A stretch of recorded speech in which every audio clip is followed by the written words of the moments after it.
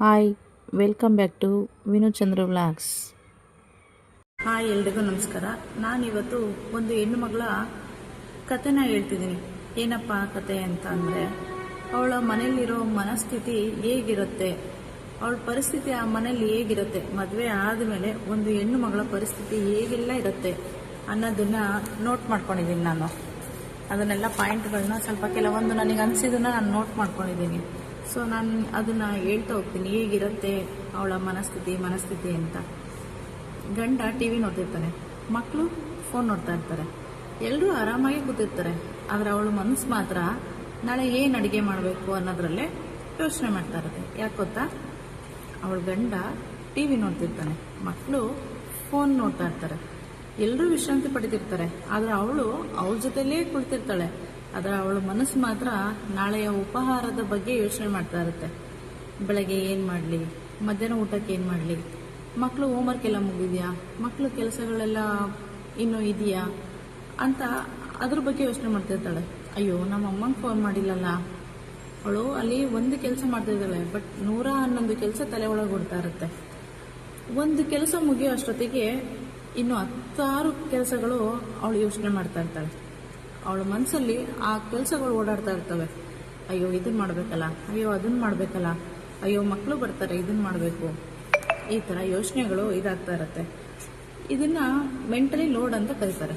ಅಂದರೆ ಒಬ್ಳು ಹೆಣ್ಮಗಳು ತಲೆಯಲ್ಲಿ ಎಲ್ಲ ಮೆಂಟಲಿ ಲೋಡು, ಪ್ರತಿಯೊಂದ್ರ ಬಗ್ಗೆನೂ ಯೋಚನೆ ಮಾಡೋದು. ಒಂದು ಕೆಲಸ ಮಾಡ್ತಿದ್ರೆ 111 ಕೆಲಸದ ಬಗ್ಗೆನೂ ಯೋಚನೆ ಮಾಡ್ತಾ ಇರ್ತಾಳೆ. ಇದು ದೇಹದ ದಣಿವಲ್ಲ.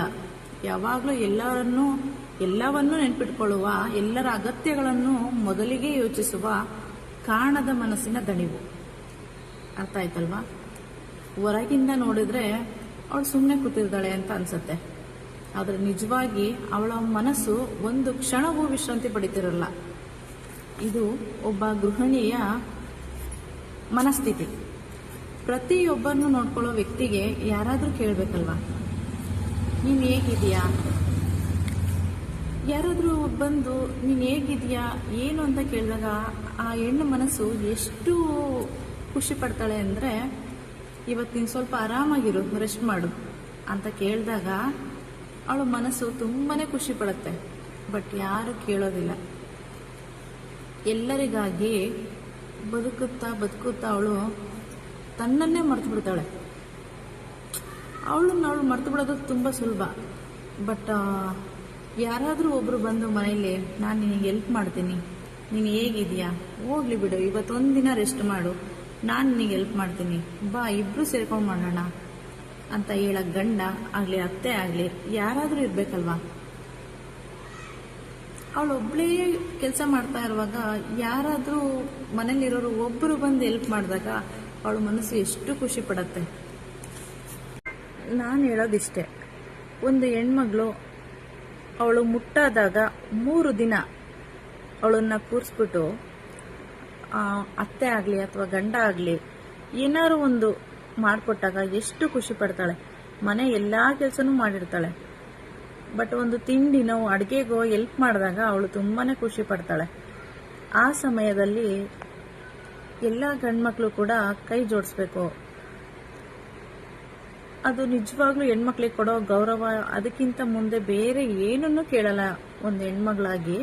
ಅವಳು ಚಿನ್ನ ಒಡವೆ ಅದೆಲ್ಲ ಎಕ್ಸ್ಟ್ರಾ ಬೇರೆ, ಬಟ್ ಈ ಪ್ರೀತಿ ಇದೆಲ್ಲ, ಇದು ನಿಜವಾಗ್ಲೂ ಅವಳಿಗೆ ಖುಷಿ ತರುವಂಥ ಸಂಗತಿ. ಅದು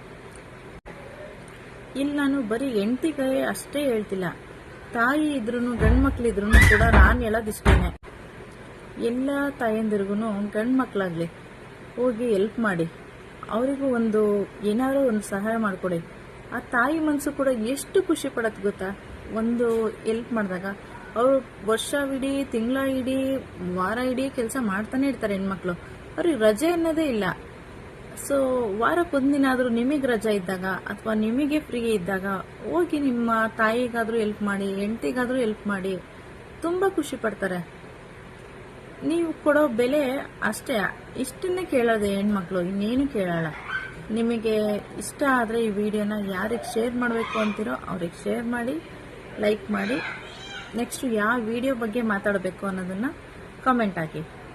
ಓಕೆ, ಬಾಯ್, ಥ್ಯಾಂಕ್ ಯು.